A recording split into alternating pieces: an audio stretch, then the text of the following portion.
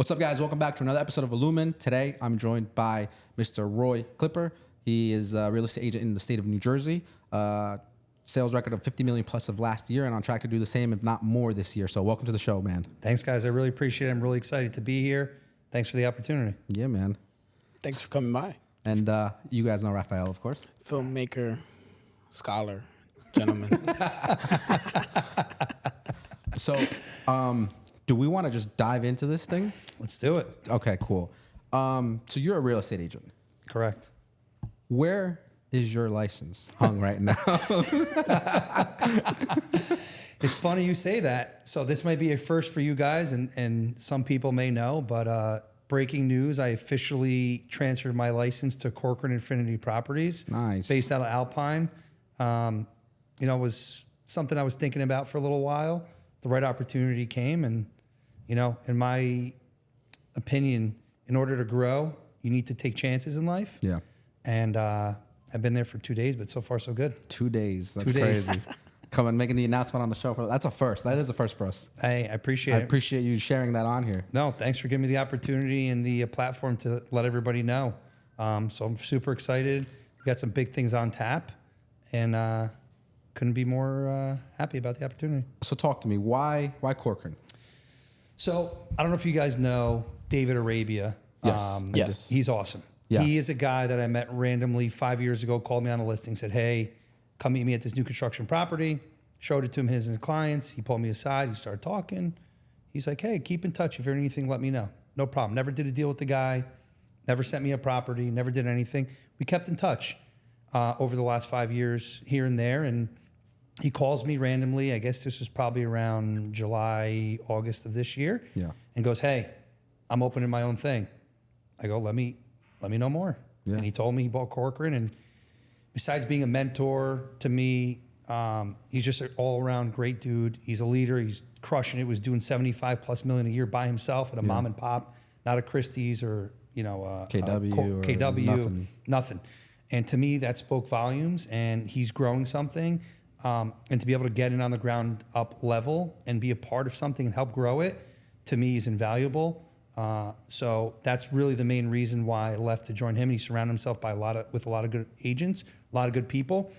And to me, it's super important in this type of market, which is not the easiest market to navigate, to not have internal barriers, right? You want to have external barriers. You want to compete with other buyers on listings, on offers and other agents on listings. You want to eliminate the barriers that will make this job harder. And, like right away within 2 days, like I said, I feel so much better. I'm happier. And Dave is a guy that I know will bring me to the next level, what I'm trying to do. Nice, dude. Hell yeah. Yeah, I love Dave. He's such a cool guy. Dude, awesome. Such a cool Such guy. a dope dude. Yeah. Yeah. And I've only known him this year. Well, he's like, I've always heard of him. He's heard of me, but it's like never had the opportunity to work with him. And now I do. And it's, we all do. I think we've all met him. And I have nothing but good things to say about him. He's awesome. He's charismatic. He's the type of guy you can bring into a $30 million listing appointment. He's a guy you can sit back, have a slice of pizza with. Like Literally. Literally. That's a great example. Yeah, it's perfect, dude. Every time you see him, he's always smiling. He's happy. Yeah. He's just, you feel the good energy and it's the synergy that is there, which is awesome. Yeah. And actually, while we're on the topic, Dave, this is an open invite. If you want to come on the podcast, you're more than welcome to, buddy. I think he'll take you up on it. Yeah, I hope to see it. So let's dive into your story, right? Sure. So you've been doing real estate for how long now? So I've been doing real estate. I got my license, I believe it was 2016 or 2017 in class. 2016, got it end of 2017 or middle of 2017. But started off doing it part-time. Yeah. Did you pass your test first try? So funny enough, I was working full-time for a capital imaging company. I took my class. It was every Tuesday, Thursday, which I hate doing from 6 to 9:30. And me being the schmuck that I am, I didn't take the test right away. So I banged out of work for a week and I studied, I crammed. And to answer your question, I passed it the first time. I even shocked myself to the point where I go to the proctor. He goes, what's your name? I give my name, my social, birthday, whatever. He goes, you passed. I'm like, really? I'm like, is there a score? He's like, nah, man, just pass, fail. I'm like, awesome. So the story actually backdates to 2013. So in 2013, I was also working for a company. I was selling surgical implants. Yeah. So I was standing in the operating room, watching surgeons, operate on pediatric patients with scoliosis, adults, and awesome job, really fun. My wife goes, hey, let's go paddleboarding.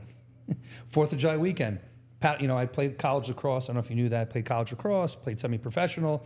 My whole life I've been an athlete. And I'm like, sure, how hard could paddleboarding be? Well, sure as shit, we're paddleboarding in LBI. I fall off the paddleboard, and my ankle completely snaps the opposite way. Yep. Ouch. Left or right ankle? Left ankle. Really bad. Yeah. Lefty. Left ankle. I stand up. It keeps cracking. I can take it out of the water. Just like basically like an Alex Smith injury. Remember the quarterback for the 49ers? Like that. And this will tie into the whole story. But basically, we were 3 months away from getting married. We just literally moved into our house a couple days before. Oh, you weren't even married yet? We weren't married. This happened July 4th weekend. We got married October 12th. Shout out to my wife, 10-year wedding anniversary this year. Congratulations, guys. Thanks. And so why this is important is, some people will look at an opportunity or an experience like, oh man, this really sucked and, it hurt us financially. We weren't in a good spot. I wasn't able to work anymore, couldn't stand in the operating room. And I ended up having 5 ankle surgeries, so I couldn't work. Wow. So I go to my dad. I say, hey, listen, we just bought a house. I just got married. I need to make some sort of money. What can we do? He goes, great, let's find a property. I've built houses before. So we found a property in Upper Saddle River. We built it, 10,000 square feet. And I go, this was great, learned everything, hired a real estate agent. It wasn't licensed at the time. And I go, this guy got this check. I go, he's calling me every 5 minutes. Like, why am I just selling it? And Right. he goes, go get your license. So I healed, 3 years of surgeries, finally get back into the capital imaging So world. you had a messed up ankle for 2 years. My ankle's still messed up. I'm actually... Wait, so you made it to your wedding with like... Yeah, so I promised my wife I got a cortisone injection, and I walked down the aisle with a broken ankle. Cortisone, like to the ankle? In the ankle. It was actually the most painful thing I ever had in my entire life. Dude, you're a trooper. Thank you, bro. It was brutal. It was, you know what? Like I said, every negative... If you look at life, my opinion, not to get all, philosophical on you, but... please do. I mean, this is what podcasts are for. Yeah, man. So, my theory in life is bad stuff's going to happen to you, right? Whether it's divorce, whether you lose a listing, whether it's, God forbid, somebody that you love passes away, you lose a job. It's an opportunity to better yourself, to create something bigger than you and move your life forward, right? So we took a really bad incident, right? I had to, believe it or not, I was actually walking around with a broken ankle for a year, didn't know it because my ankle broke like this. And instead of the screws going in this way, they went this way. So we didn't know. So I had to re-break my ankle. It was a whole ordeal. It was 2.5 years, 3 years of nonsense. But if I never broke my ankle, I never would have gotten into real estate. Never would have flipped that property with my dad. And he's actually the one that really pushed me to get my license. He's like, Roy, you know what? He's like, do it. Worst case, you sell 1 or 2 properties a year. He's like, not a big deal. He's like, do it. So got my life back on track, got a full-time job again, medical imaging, got my license, passed it on the first time after not taking the class for 6 months, and started doing part-time. Friends and family, never advertised, I think the best year I did was probably like $4.5 million part-time agent. Yeah. Then 2020 comes. I'm a VP for a med tech company. I have 8 reps underneath me. I close the company's largest deal on a Friday. Monday, I get a call added to my calendar. I'm like, all right, it's an international company. So I'm thinking, hey, maybe the president of the company wants to give me some good news. Right. Height of COVID, we were on lockdown. Nobody was leaving their house. And I get on the Zoom and I see HR there. Oh, boy. And I'm like, okay.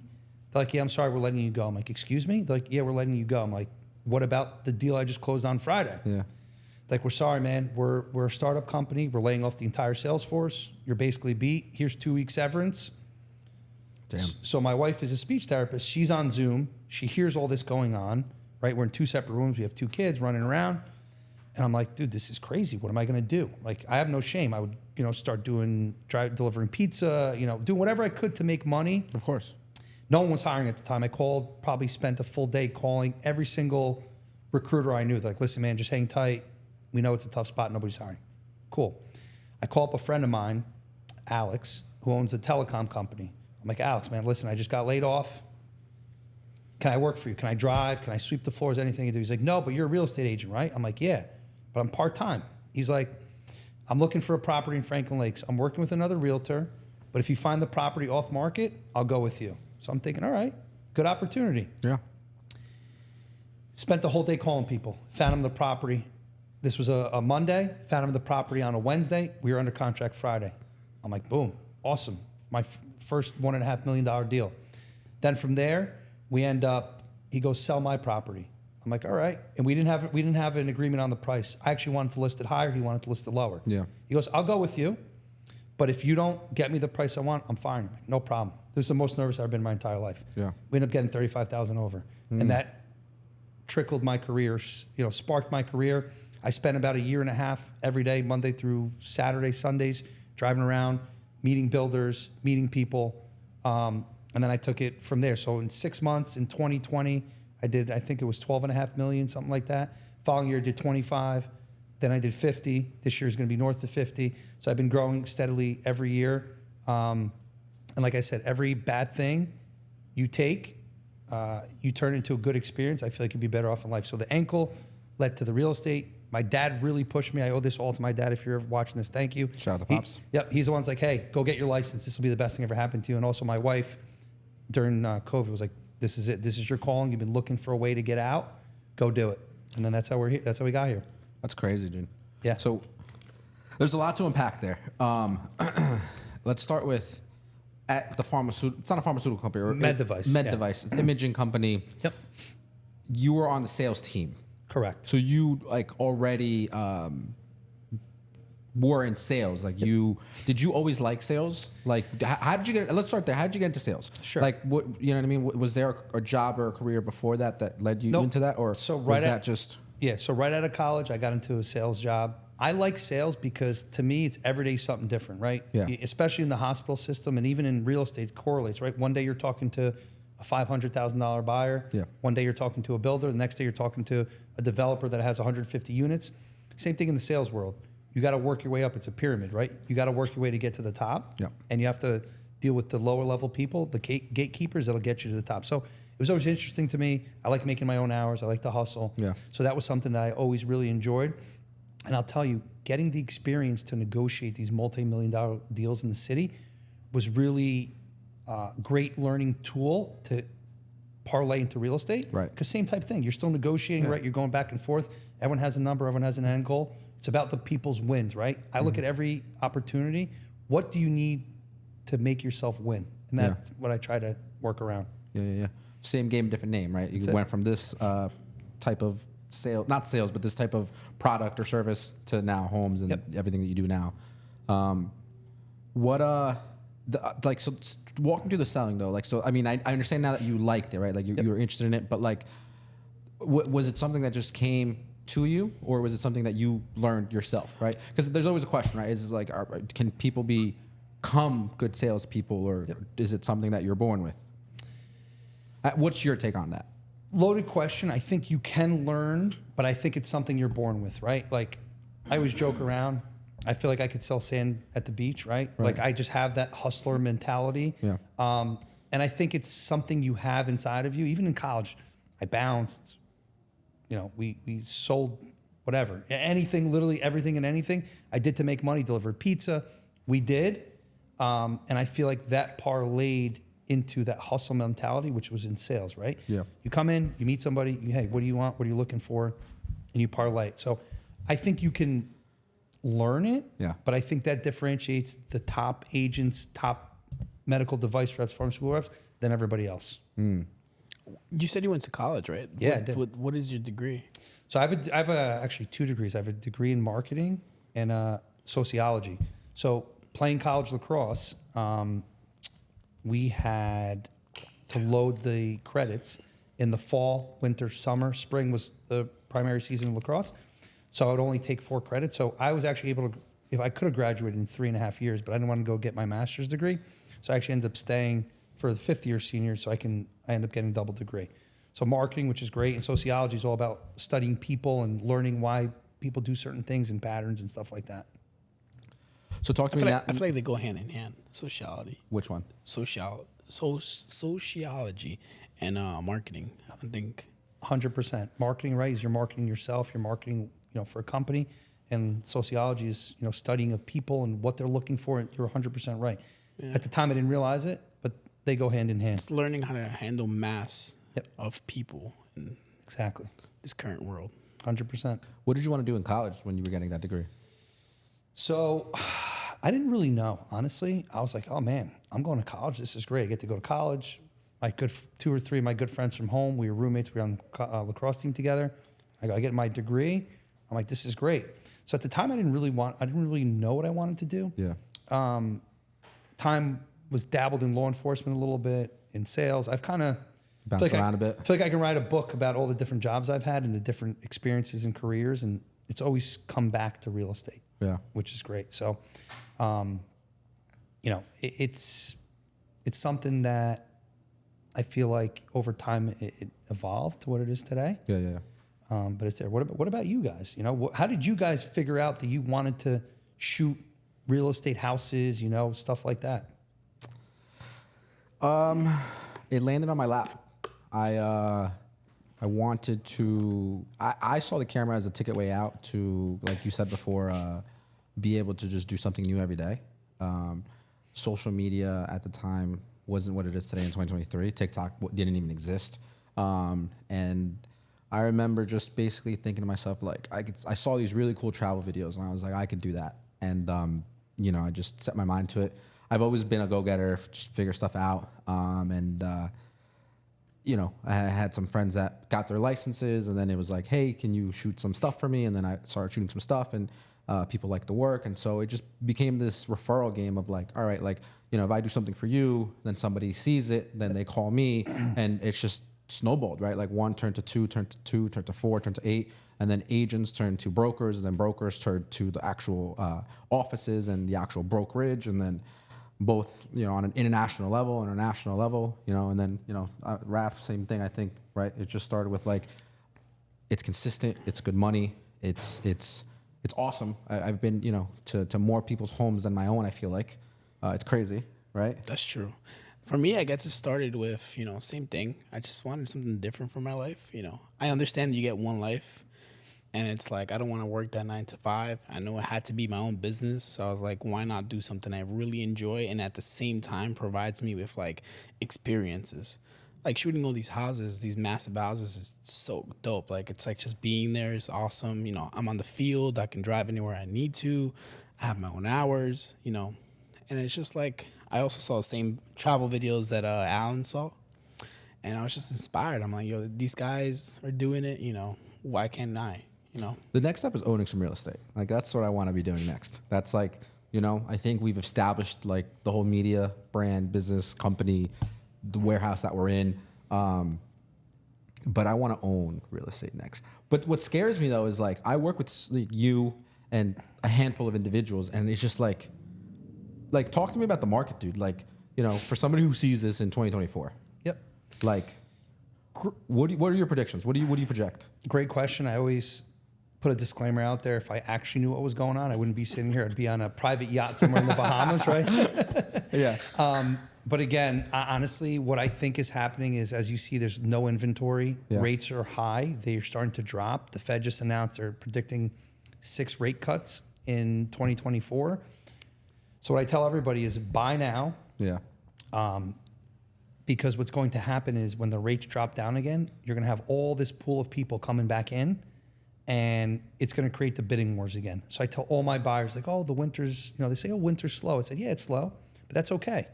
That means we just got to work harder, right? You got to find the off-market stuff, the stuff that's not coming there, it's coming soon. Yeah. Get that wrapped up before 2024 hits. So that's what I think. I think we're going to see a lot more listings when the rates drop down, but prices are going to shoot back up again. What's your key to finding off markets? Like, Yeah, what's you're a big go-to? off-market guy, dude. Yeah. Where do you get all this off-market stuff? Yeah, honestly, it's networking. It's all networking. Some tricks I have up my sleeve, but honestly, it goes down to the basics. Knocking on doors, driving around. You still do that? I still do that. So walk me through a week in Roy's life. Like, All right. what's a Monday look like for you? So Mondays are actually usually the busiest days for me because I'm catching up on all That's perfect. You wake up at what time? 5:30. You wake up at 5:30? Like clockwork. I was Really? literally having a conversation on the way over here. I'm like, I'm exhausted. I stayed up till 1:30 last night. I was up at 5:30 like clockwork. I check my emails. I clear my inbox, head to the gym, get a really good workout in. I go to this place called Escape in Fairlawn. It's kind of like a CrossFit, but not as crazy. That's your buddy's gym, right? Yeah, Kind of. Yeah, he's a friend of mine, and that's where I got to meet a lot of the NFL athletes that I become really good friends with. From there, they all train there, they all work out there. It was actually comical. Mekhi Becton, who's I think like 6'8", 320 pounds, was training next to my son, who's about to be 8 next week and is 3.5 feet or whatever he is. It was like comical. I'm like, oh my God, this is literally the funniest thing ever. And then honestly, I come back home, shower, get the kids ready, do drop off. That's the one thing I do every day is I love doing drop off. It's my one time to really Spend time with your kids. Spend time with my kids, talk to them, make sure they're good. They have everything they need, and then I go start my day. So I believe in not being in the office. I'm probably a unicorn. I think if I'm in the office, I'm not getting stuff done. Dave's there all the time. We end up, the 2 days I'm there, we're talking for like 3 hours as opposed to working. Yeah. So I like to go to my home office or sometimes go to Starbucks, and I'm banging out emails. I'm catching up on everything that I have, any off-market stuff, checking in with my builders, making sure, hey, progress reports where we're at. And then I schedule my day with, showings, listing appointments, marketing. And then I usually try to do 1 to 2 days a week, depending on my week. Like last week, I did 0 days of door knocking. I'll drive around. I have letters in my car. I'll drive around. I look for a specific house, ring the doorbell, leave a letter, and then I take down their information or their address, Google them, and I attack. So this is the work that nobody sees. That's the work that nobody sees. Yeah, it's literally goes down to the basics. I get a lot of realtors that are like, hey, Roy, honestly, I'm following you on social media. How did you get from where you were to where you are today? Yeah. And I tell them, honestly, it goes back to the basics. Because you know what it is? I can tell everybody what to do, Right. but not everybody's going to do it. Yes. Though that's the difference between, in my opinion, top agents and agents that are going to be middle of the road, which is okay. There's some people that are fine doing 2-3 transactions a year. I think what holds people back, it's like they do things and they don't get the instant reward on things. And I feel like your work is a lot of like doing, reward later. Yeah. Mm-hmm. And I feel like agents just stop doing that, and then because they don't get the reward right away, you don't get the listing right away. It takes time. Correct. You're 100% right. That's why I tell everybody have small goals, right? Whether it's, hey, you knock on 100 doors, your goal should be to get 10 callbacks. All right, you get 9, you're still good. From that 9 or 10, you should get 5 listing appointments. From that 5 listing appointments, you should land 1 to 2. So it's small wins lead to big gains. Yeah. That's really how it is. And consistency is key. And I tell everybody, it's like a snowball rolling downhill, right?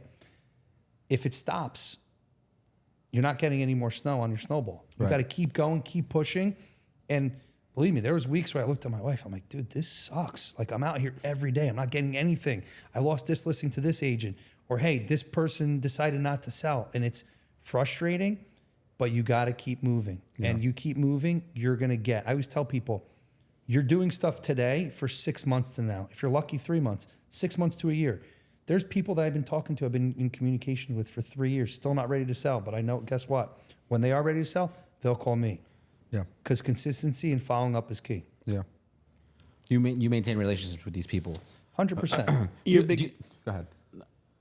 I was gonna say, do you ever get overwhelmed with, because again, there's so much work that happens offline, right? And now even with the online stuff, which obviously we work together on, but like the offline knocking on doors, like, and everything else that you do, which I don't know what you do because I actually don't know what a lot of real estate. Because again, like you, it's like, listen, like I see it, right? It's like, I think about it. I'm like, I could probably sell a couple houses. Like I consider myself a good salesperson. I might not be the most educated in the real estate world. I don't have a license for sure, but there's things that you have figured out that work for you to get either these off-market deals or to get these on-market deals, and obviously you do well for yourself. So it's just a matter of what I was saying is like, like, do you ever get overwhelmed with all of it? Right? 100%. Do you go crazy? Occasionally I do. Yeah. That's why to me, working out is my hour and a half of quiet peace time. No one's calling me. The kids aren't around. The wife's not around. No clients are calling me. So I feel like figuring out how to manage your stress is super important. Like I joke around and tell people before, when I was working a corporate job, I was working 40, 50 hours a week, sometimes 30, 35, depend. Yeah. Now I'm working 80 to 100 hours a week, but you know what? It doesn't feel like work. Right. It's enjoyment. I enjoy What you do. I enjoy what I do. And going back to your question about what people do and what, listen, I think you could sell a couple of houses. You got that personality. I know it right away. See, when we talk, I hate being on camera. I tell you every time. I'm like, dude, first take, we're done. You're like, no, do it again. And you push me, you motivate me to make myself better. But I think when you put yourself in uncomfortable situations is where you grow. Yeah. And it's really not rocket science. It's consistency. It's key. Like the biggest lesson I've learned in sales was one time this guy, I forget which hospital, could have been New York Presbyterian, one of these hospitals called me up. He was like, hey, we getting the order next week? I'm like, yeah, it's coming in. He's like, all right, cool, thanks. Like, we need it. I'm like, yeah, I got you. I didn't know. And I said, yes. And then I called. I had to call with my tail between my legs and be like, dude, I'm really sorry. It will never happen again. And I came this close to losing the deal. I was like, listen, you manned up. So I think consistency is key. If I tell you, hey, Alan, I'm going to call you Tuesday at 3 o'clock. Yeah. If I don't call you Tuesday at 3 o'clock, why would you go with me as a realtor? Right. So I think, I don't know the percentage on it, but I would say maybe 40 to 50% is just following up. Same thing with these builders and developers. Like I do a ton of new construction. They go to me, they say, hey, Roy, what number do you think we're going to get for this house? I tell them a number. Occasionally it goes under.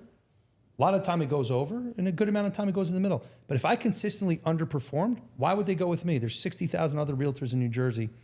They could go with somebody else. Yeah. So I think it's just being consistent, it's following up, and it's being confident in what you are selling and what product.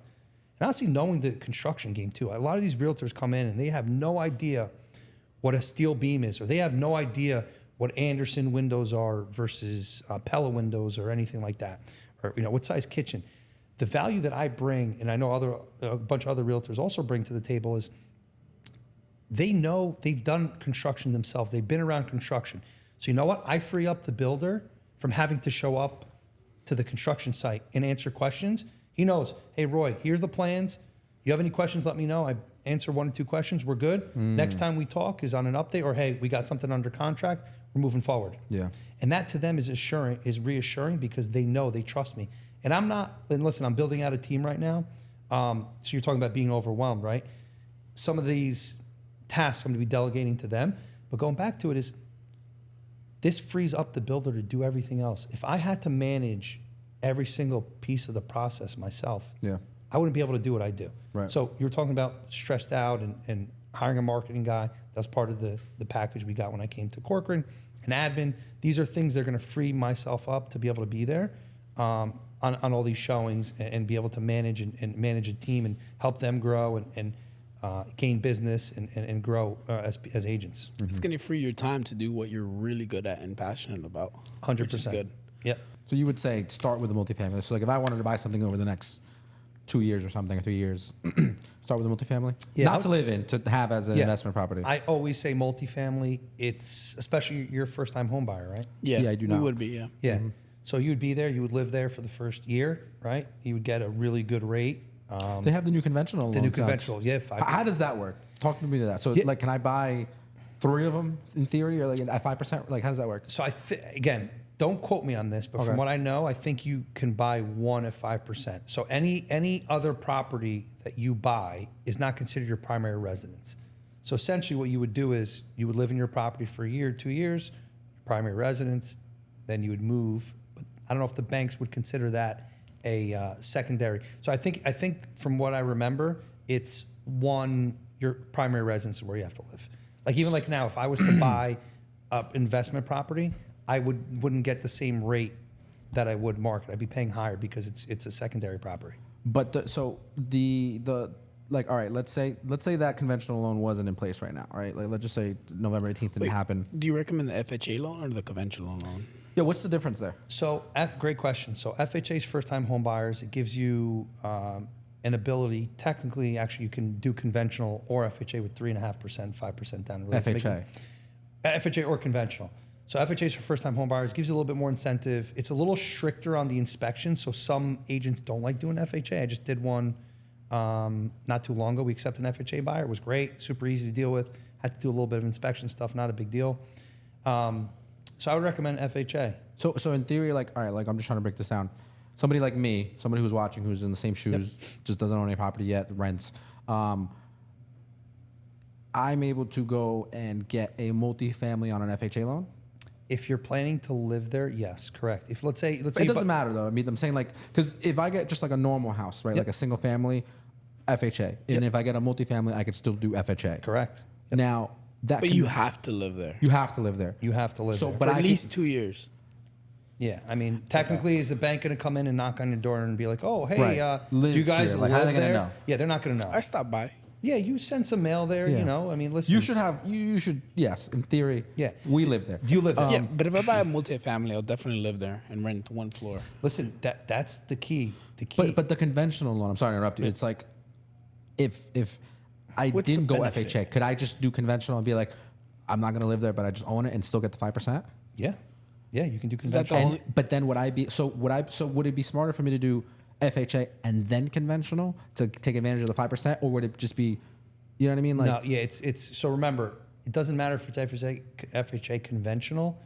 When you own a property as your primary residence, that's it. That's your primary residence. Yeah. So any other property you buy after that, you're going to be a different rate. so I can't take advantage of a conventional 5% for multifamily as like a second time. So you can only use that once. I believe you can only use them. It's very the most new. part. I'll call my lender, Yeah. Chris Gallo, who's awesome for cross country.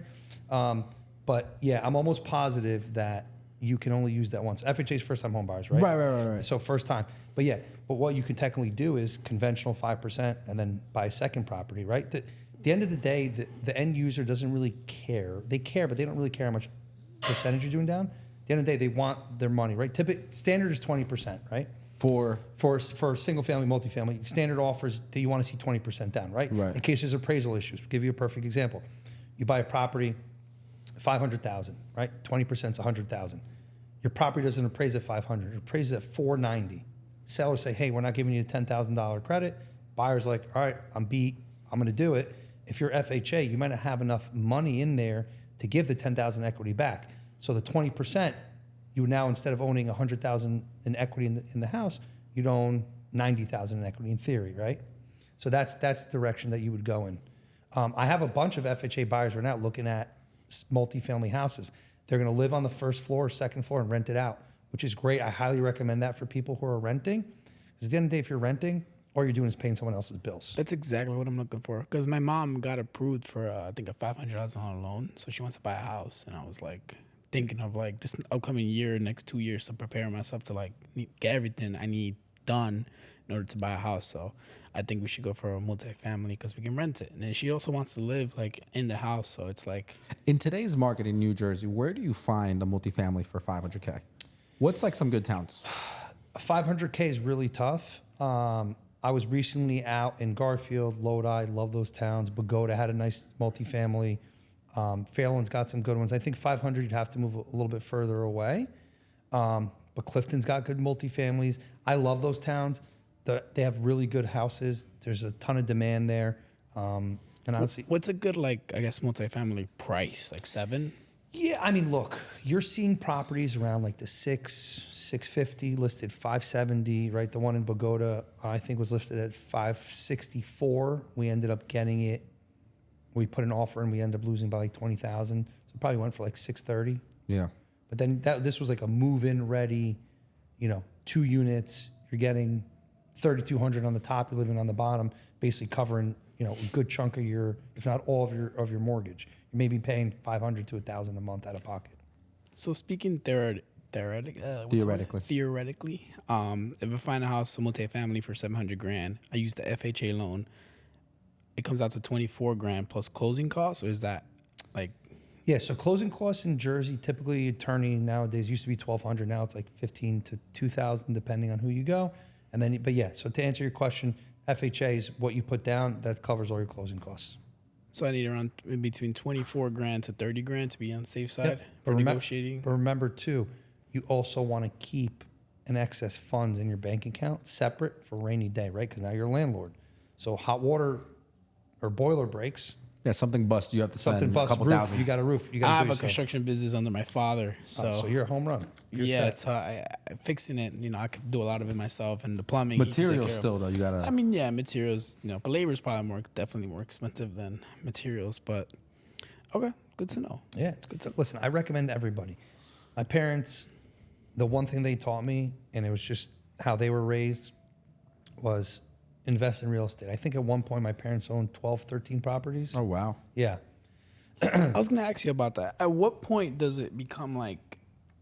Why don't people just like buy a lot of properties all the time? Like people who buy 2 or 3 successful houses, why don't they go for like 8, 10, 15? Like what is the barriers that you face? I think from what I see from people, it's a couple things. One, it's financial, right? It's a big risk, right? Like during COVID, for instance, you had a lot of people that lost a ton of money during COVID. Why?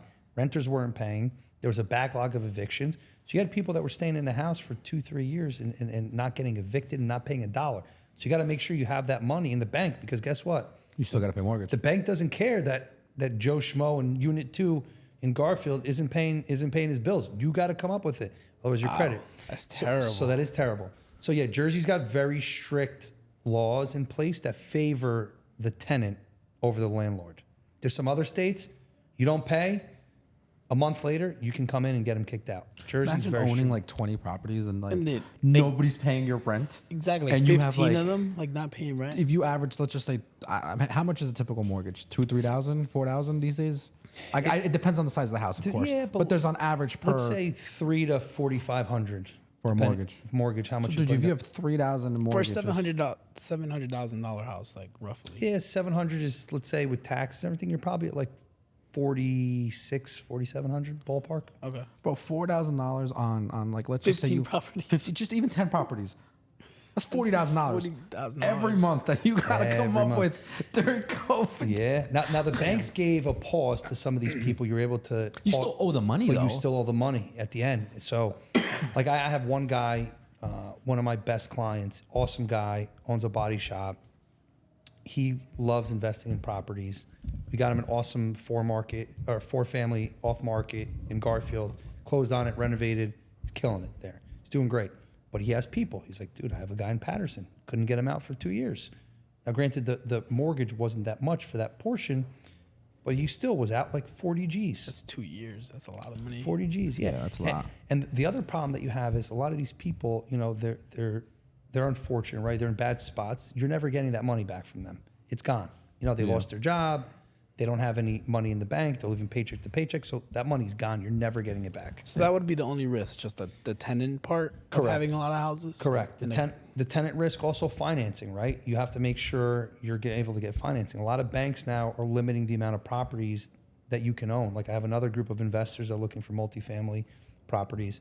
One guy closed one with me. He said, yeah, my current bank is only allowing me to buy 5 properties. After that, I got to switch.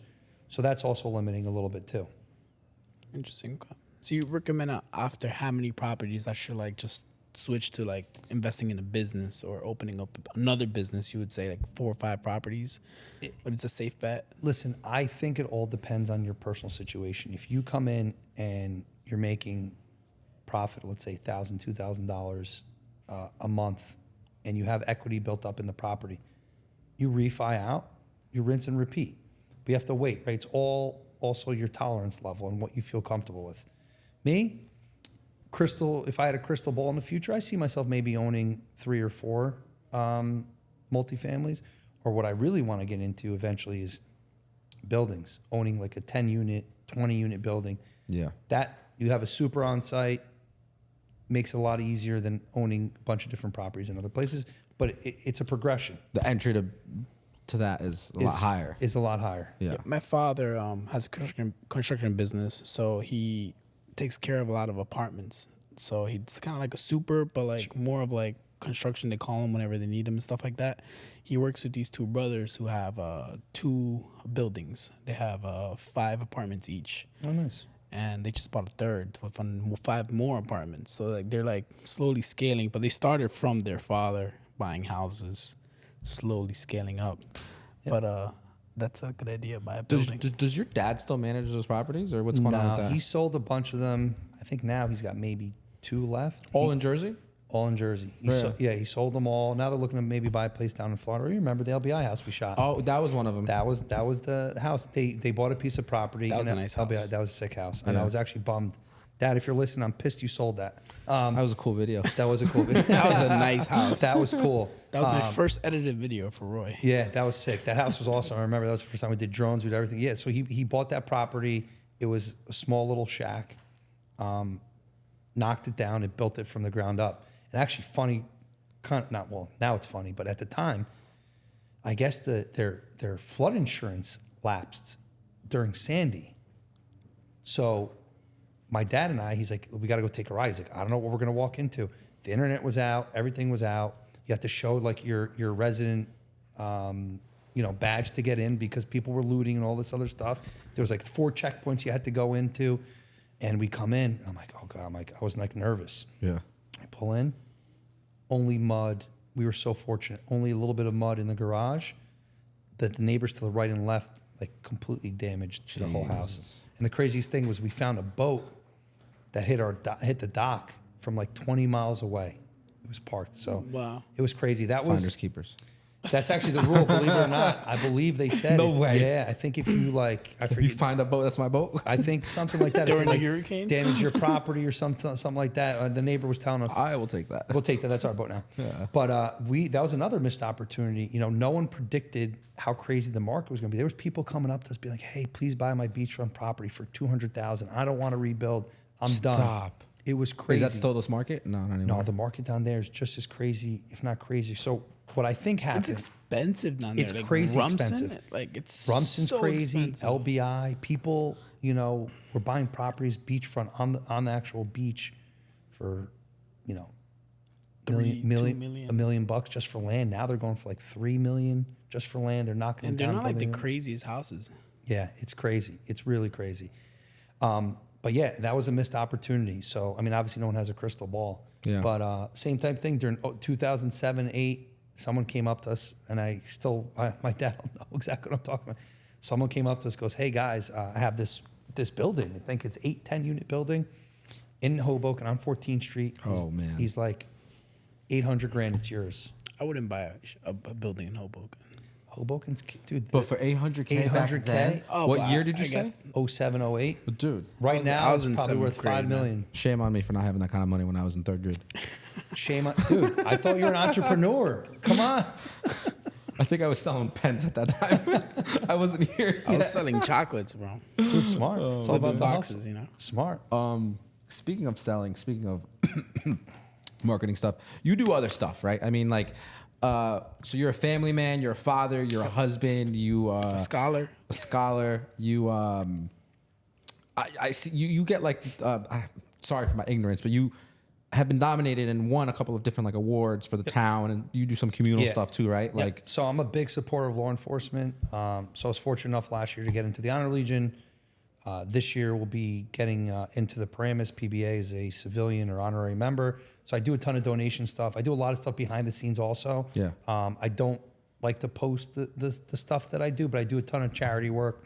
I volunteer coach. I coached, my son's soccer team at one point. I coached lacrosse for Glen Rock Youths. So I do a ton of stuff. I think, we're all put on this earth for a purpose. And I think if you're fortunate enough to be able to give back to the community, whether it's, your time or financial, I think it's really important to give back because there's a lot of people that are a lot less fortunate than us. yeah. So I'm very big on giving back. I also think it's good karma. What goes around comes around. And like I said, I don't really post a ton of that stuff online. Yeah. Because I think it's more genuine when it's, behind the scenes. Just I like to Yeah. keep that stuff The private. philanthropy. Exactly.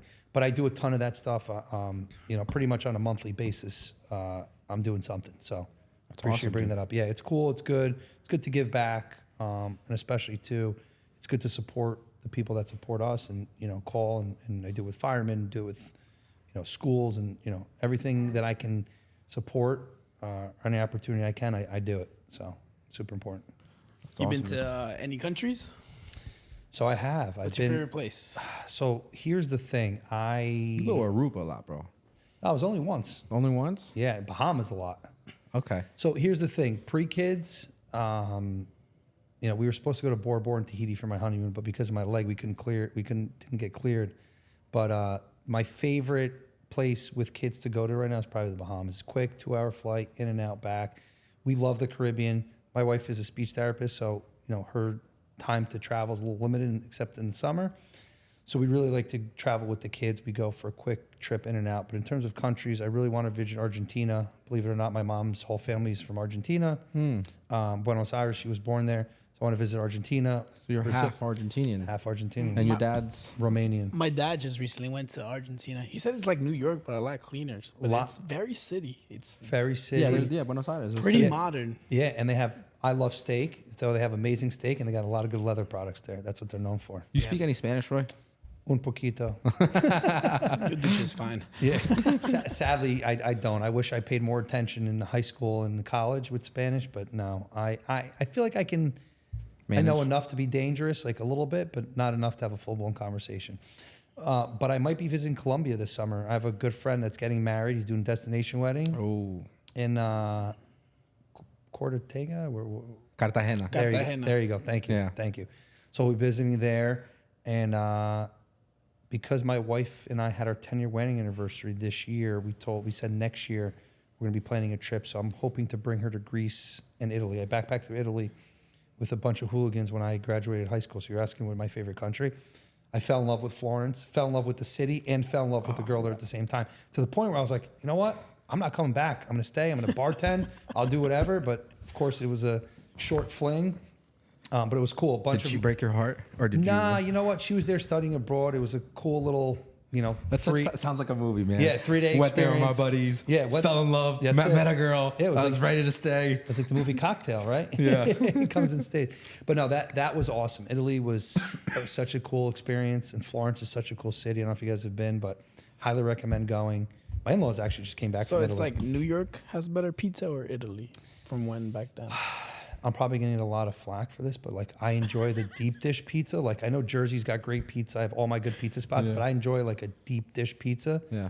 So You like deep dish pizza too? There's a spot in Chicago that's. I've been to Giordano's. No, is that the chain? I don't know if it's a chain. It's like Dude, there's a like chain. the original deep. No, you're thinking. I know what you're thinking about. Is it Pepe's? No, there's something. There's a chain out there that I like. It was just mad hype. I went. Disappointing, not very good. But there's a spot in particular. I'm very good at finding good food spots. That's just like a little knack that I have. Big foodie, love to eat, and great deep dish. I'm gonna Google the name. Not right now, but I'll get it to you. Maybe you've been there, maybe you haven't. Dude, stellar, amazing. The best deep dish pizza I've ever had in my life. I joke around with people, and I remember once my wife saw a shirt. It's like I run to eat. Same thing. We're foodies. We love to eat. Like for us, it's all about new experiences and trying cool things. Yeah. Probably one of the coolest experiences we had here in the local area. We went to Ito. I don't know if you guys have heard of it. No. It's an omakase menu. You go there, pricey, but we went for our anniversary. You said it's only, I think, 12 or 14 person table, maybe 16. Very intimate. It was the best sushi I've ever had in my entire life. I think I remember the chef was saying they do 4 flights either a week or a day from Japan of fresh fish. It was unbelievable. Unbelievable. You're into the raw sushi, like the raw stuff. The raw, yeah. I'm like a shrimp and pork kind of guy. That's okay. Listen, it's still sushi. Yeah, To no, each his yeah, own. yeah. I like the shrimp tempura. I love the lobster, but I also love like the freshness of the good fish. It's like it's unbelievable. And actually, my wife got me into it. Yeah. I was like a square getting married. Same way. This is like when I was in high school. I had a girl that got me into sushi, and then I was like, and just slowly started opening up my horizons. So you like deep dish pizza? What's your best, or what's your favorite spot in Jersey, or just this tri-state area? So to clarify, Jersey has better deep dish pizza than. I tend to disagree. So there's a place in Clifton. I forget the name of it. It was We're right here. We're right here, right by Montclair State, off of Route 4, or off of I guess it's 46. I forget what it's called. It's right next to the Halloween store. We were just there. They do the cheese first and the sauce on top. I know what you're talking And about. the place is unbelievable. We used to go. I know exactly what you're talking about. I've had it. It's pretty good, and I have a better place for you. Let's go. I have a Maybe better next podcast we'll bring pies. Dude, it's in Hoboken. Which place? I used to live in Hoboken. What's the name? I should know for a place that I just hyped up. So I'll tell you a quick funny story while you're thinking about this. There's a pizza place in Hoboken. I'm not going to name it, but they would deliver pizza till like 4 o'clock in the morning. And I don't know what kind of stuff they were doing, but I was like, dude, there's no way that this place like operates on just straight pizza. Like there's other stuff going on, which is okay. Pizza was banging. One night I fell asleep. You're not gonna say the name? No, I actually Say the name and we can believe it. I don't even remember. I really even know. I would tell you. I have to Google it. But I had it in my phone as Amazing Pizza. And one night, you know, we were out drinking. We passed out. And I had like 15 missed calls from the place. Text messages like, how dare you? Like, you should be ashamed of yourself. You didn't answer the door. You made us come out. Damn. So I went the next day. I'm like, guys, I'm really sorry. I'm like, I was the guy. I'm like, my wife and I drank the night before. I'm really sorry. I go, here's for the pizza. I left cash. The guy goes, no, we're good. Thank you for coming down. Shook my hand. I go, here's a tip for the driver. After that, we were like best buds. Like, whatever you need, anytime. This is the place. They make good deep dish, good Sicilian. They do the same thing where they have Torna. I've heard of this place. They do good. They do the sauce on top, or you can ask for the sauce on top. I love that. And so like I'll do like a pepperoni or something. Upside down like pizza, Sicilian. no? Yeah, upside down pizza. Yeah, but the place you're talking about here is off of like Route 46. Yeah. It's next to like. There's like a little complex there. Yeah. It's a medium sized store, nothing too big, nothing small, and they got like. I know exactly what you're talking about. They just redid it. They had like a little bar in the back now too, so it's kind of cool because I remember it being like old school, same owners as when I was in college, which was almost 20 years. What year did you graduate? So I graduated 05. 05. Wow. College. I was in 5th grade. That makes me feel old, dude. I was You're in not that 4th old, grade. though. I just turned 40 this year. Oh, dude, well, happy grade. belated. Thank you. It was a big year. How do you feel about turning 40? Honestly, I feel great. I got a compliment at the gym today. Like, you know, I work out with, you know, it's a good mix of like guys and girls. And like, oh, we forgot to tell you, we saw your picture of you and your wife for your wedding anniversary. You look so much better now than when you did when you were 30. That's like a backhanded compliment. No, I love that. It's great. But it's like you're saying like I used to look like shit and I look good. It's like no, I think what they're trying to say is, well, maybe it was back in compliment, but I think what we're trying to say is as you get older, you like really grow into yourself. Yeah. So I feel great at 40. Honestly, I feel great. I feel like I'm at the, you know, nearing the top of my career, right, of real estate. We're growing. I'm growing. Yeah. What's in store for you 2024, dude? Like, what are some goals, or what do you plan on doing? Like, what can people expect from you? Obviously, you switched right now. You're at Corcoran Infinity Properties. What's there to see? So you're going to see a lot of new listings coming up. I have a lot of stuff coming up in Glen Rock that'll be ready in the next month or two. Some other stuff in the area, and I'm really in the last couple of years really started focusing on new development deals, which is, you know, how we were talking about kind of parlaying from one multifamily to the next. Yeah, that's kind of the progression in real estate, right? It's like some people start at rentals, single family, then they go new construction. Then from new construction, they go to townhomes, and then they go new development. So new development for me is awesome because it's so challenging. And it's also a lot of stuff gets done off market. I did one in a town in Bergen County. Can't share yet. Hopefully one day I will. Wait, just to clarify, Sure. because I'm not too knowledgeable with the space. New construction and new development are different. Yeah, so sorry, let me clarify. So new construction, I'm referring to single family homes. New developments like communities. It's developing, whether it's like a bunch of townhomes or like a bunch of or units. apartments. Like we have one in Hackensack right now that we put together. Like a massive space of land. Or like we're gonna build a lot here. Yep. It could even, but new development could just be like 5 units, right? Yeah, like, 100%. It doesn't need to be like It doesn't- 20. correct. Okay. It could it's more than one though usually. Yeah. Okay. Otherwise, it's like a multifamily. Correct. Okay. So we have one in Hackensack right now, which I'm fortunate to be a part of and help put together the deal. That's got 110 units. That's already approved. You told me about that. Yeah, that's going to be awesome. That's going to be dope. We're going to shoot that when it's ready. We shoot 110 properties, bro. You ready? 110 units. All in one day. We make a video of it. That'd be actually kind of cool. Can we do that? Dude, Next YouTube video, I shot 110 properties. What's the world record on that? Because I kind of would like to break that. Well, listen, We should go for that. with your aviation skills, I'm shocked you don't have your pilot's license. He shot a video of a property I sold in Paramus with a drone that flew through the windows, in and out. It was dope. It was the coolest thing I've ever seen in my entire life. So maybe we He's can gotten open- better.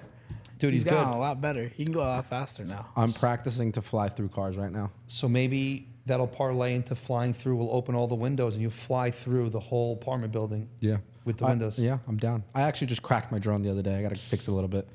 I was trying to go through like a tight gap. You know, like the signs, like even like the open house realtor signs? signs. Yeah. Yeah. You know how like you like have like 2 forks on the ground? Yep. And you have a clearance that's about this big? Yep. This is exactly the clearance I was trying to go through.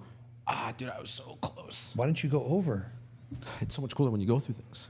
Yeah, but then you broke your drone. It's the reason. It's the reason for the drone. It's damaged. It's fixable. broken, yeah. We'll be okay. All We'll right, be good. okay. So you salvage it. That's good. Yeah. But yeah, so a lot of new development, multifamily stuff I'm working on. I have a couple things I'm in the pipeline right now that are working together. So what new development is and why it's exciting to me, it's a challenge, right? It's you come in, you get one property owner that says, hey, I'm interested in selling my property. So you go in, you do the research, you figure it out. A lot of towns are amicable to new development deals. A lot of towns are not. So you got to kind of pick and choose, and it's all about knowing the right people and kind of reading the zoning laws and what they're open to do and what they have to do. Yeah. And then once you lock up the one property, it's parlaying to everything around. So that's the exciting stuff, because you'll have one guy that'll be like, nah, I'm not selling. My property's worth 500. You're giving me 5 million. Yeah. Because I know I have to sell. It's actually, there's a deal right now that's not mine that I know this guy's doing that. Yeah. His property's worth. It's like 100x. Or business. Yeah. His business is probably Because worth. they know they need it. They need it. So they're willing to pay whatever. 100%. Yeah. There's actually a meme going around the last couple of weeks I saw on Instagram, social media, is a house with this long road, and you see townhouses or apartments on either side. And the meme goes, this guy didn't want to sell, was offered $50 million. And you see like all the space. One guy holds out, dude, you're good.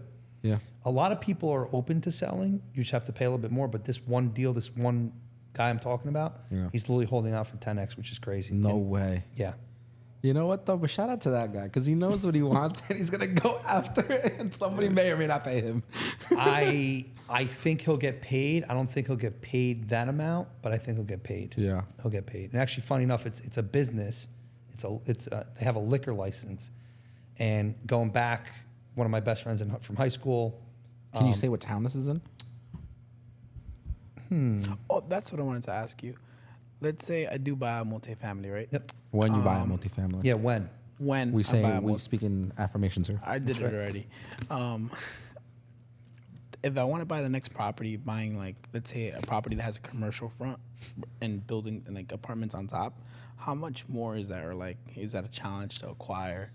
So the only challenge, no, it's not a challenge to acquire. The only challenge with that is like, listen, businesses go out of business all the time, right? Companies go out of business. So the only challenge is you have to figure out the calculation. We can run a scenario or a matrix to kind of figure that out, is what is your exposure if the store goes out of business? Right. What's the risk you're What's the taking for risk? if that business goes out of business, and how you're covering the cost, and what kind of business are you putting in there, and how easy can another business just come in and take that space to now close your gap of like risk? Like what I would But it recommend. also have to be choosing the right business, right? Yeah, like what I would recommend for you guys is you find a multifamily space that's mixed use, right? Commercial on the bottom, top, and you put your studio there. Then it's a lock. Well, so I was looking at commercial spaces because I thought about actually buying a commercial space this year. But it's like, you need a lot of money down for some of these things. Like I found a space that was like $700,000, and it was like, I don't know the math on that, but I had to come up with a significant amount of money. And I was just like, Again, there's different programs, different lenders that will lend differently, and we can talk about that. remember I asked you, Yeah, I was you like, did hey, ask me. Yeah, can you help did. me find some? Yeah.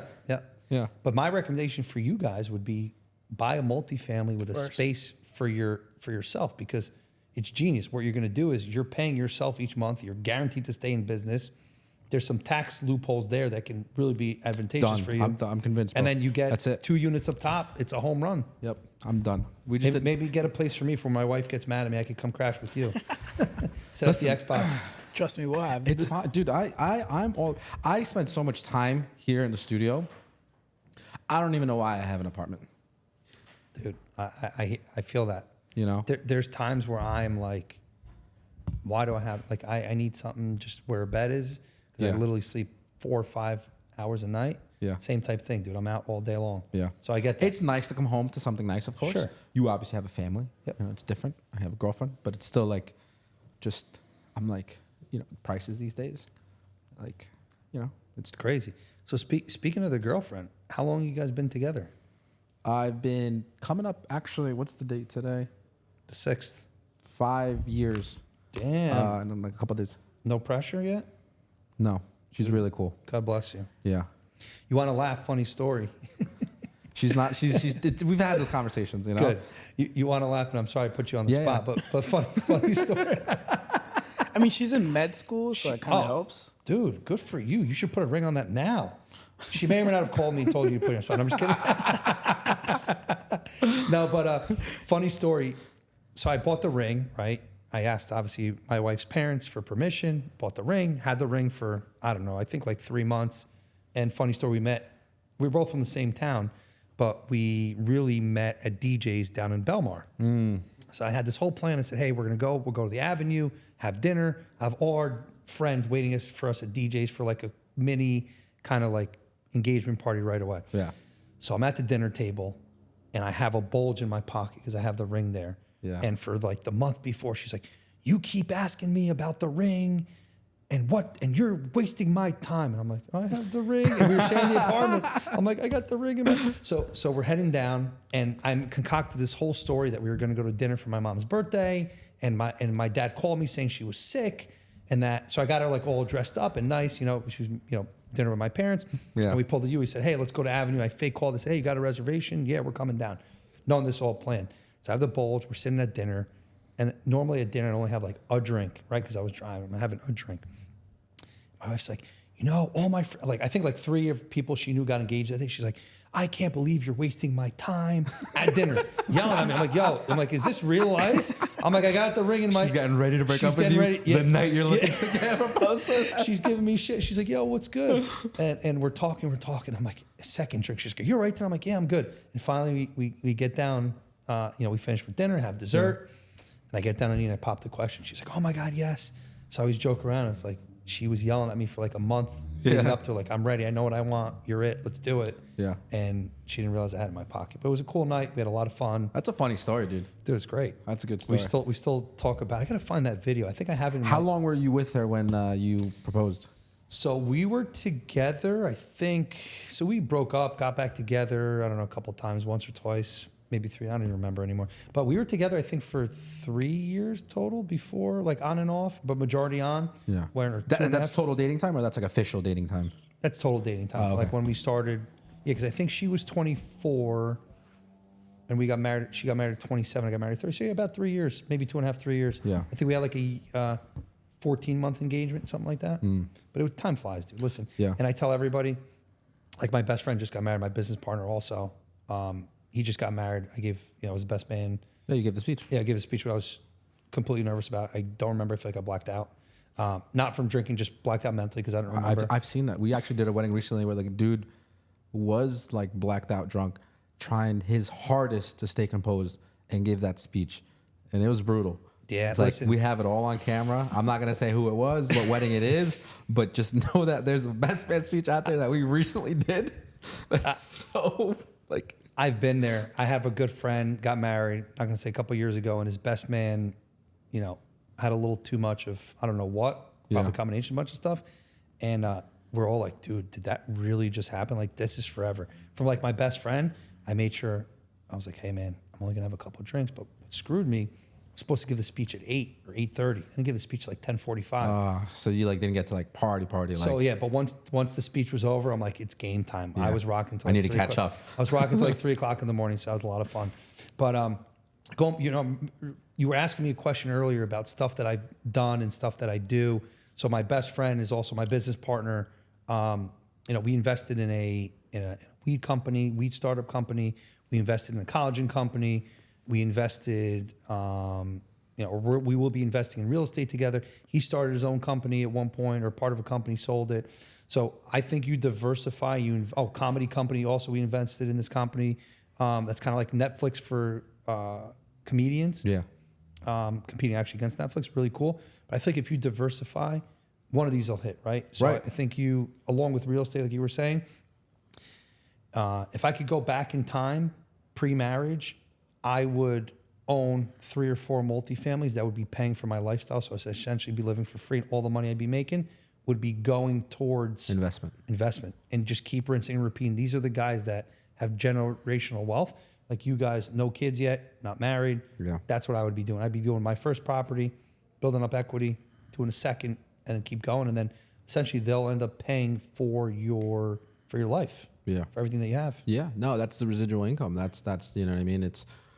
I turned 30 in 7 months, and I just look back at like, wow, like I've, completed another decade of life. And I remember when I turned 20, when I was 19, turning 20, I said like, you always hear like, oh, like 20s are your best years of your life. Like, make sure like that's like whatever. And like I feel like there's definitely like a good 50-50 ratio that I can say in my head that I'm like, all right, like I definitely enjoyed this decade, but then I equally worked my ass off day in and day out. And I might have aged a lot. I might have gained some weight. I've like fallen off the wagon, but it's like, it's all worth it. Cause it's like doing what I do now. And then just knowing that like I'm about to enter my 30s and I could just do it right, established, and just go wherever my heart and dreams and efforts desire. So that's why I'm saying like the real estate is next, diversifying obviously income and having the residuals from other just assets and businesses.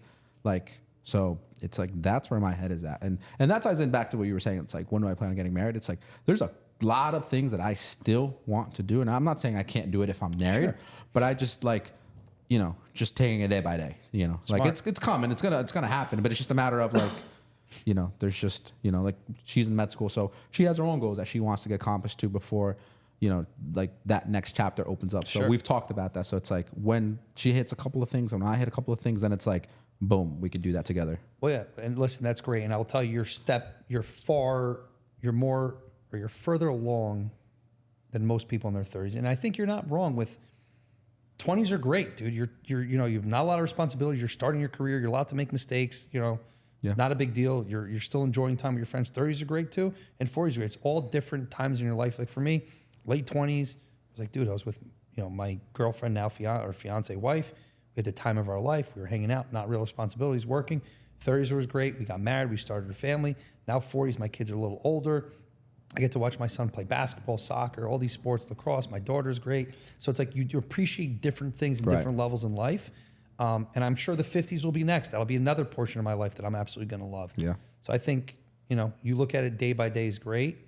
And going back to the whole thing, I know medical school there's different steps and stages. Yeah. So like, you know, I know your residency program and all that stuff. There's some, don't doctors and like PAs get like special interest rates and like special deals? Yes. That's also why I'm holding off. I'm trying to really get a good rate. So let me tell you something. If you were a doctor, well, I won't be, but you know, she will be. If you guys get married, you have to put. I'm a media doctor. Listen, I'm a doctor in real estate. This actual tax benefit interest rate hack. You pay. First of all, you get a special interest rate, and also two, there's programs where you don't have to put $1 down out of your pocket. Yeah, because you're that much of a valued member to society that they're like, listen, take the house. So I'll tell you, I sold a lot crazy, bro. I sold a lot of homes to doctors in the last year or two because the new Valley Hospital coming up in Paramus. Yeah, they're recruiting a ton of doctors. Glen Rock's the last probably 4 doctors I've placed, dermatologists, ER doctors, all in there, and they're all doing different things, whether it's a special interest or zero down. But yeah, definitely a huge benefit when you're looking at I'm up her ass. I'm like, yo, what are we doing? What are we doing? Get this degree, get this piece of paper. I want the zero interest. It's like, because if you combine like that hack or that just bonus, right? That it's a financial benefit. Yeah, that benefit that you get from that career, and then you tie that in with like the income that I'm producing and that she'll make. Bro. What type, does she know what type of medicine? Things have changed. She's changed her mind a couple times due to some personal life things that have happened. So I don't know exactly where she'll end up just yet, but yeah. It's good. Listen, whatever. Medicine is great. You have a bunch of different options to go to. But yeah, once you figure that out, either way you go, try to push her to anesthesia, dude. That's where they make bank. Anesthesia. I have a friend who's an anesthesiologist. I remember when I was in high school, there was a girl who she knew. I don't think she's an anesthesiologist, but she wanted to be one so bad. It was like, they make so much money, 180-something thousand, 300-something thousand, just for injecting a needle, dude.